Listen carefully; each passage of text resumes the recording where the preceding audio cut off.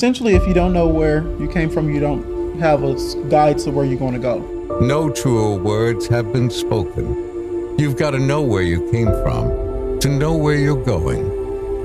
On July 4th, 1776, America was born out of an idea based on limited government, on liberty and equal justice, and that these are natural rights given to us by our Creator.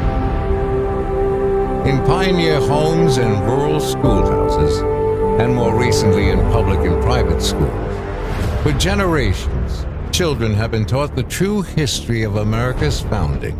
Since 2003, the American Heritage Education Foundation has offered free supplemental K-12 lesson plans in Texas and to teachers across all 50 states. As we start with that K-12 education and provide public school kids with more information, more resources, provide the teachers with alternatives and options, that those children over time grow into adults and have then the background that they need.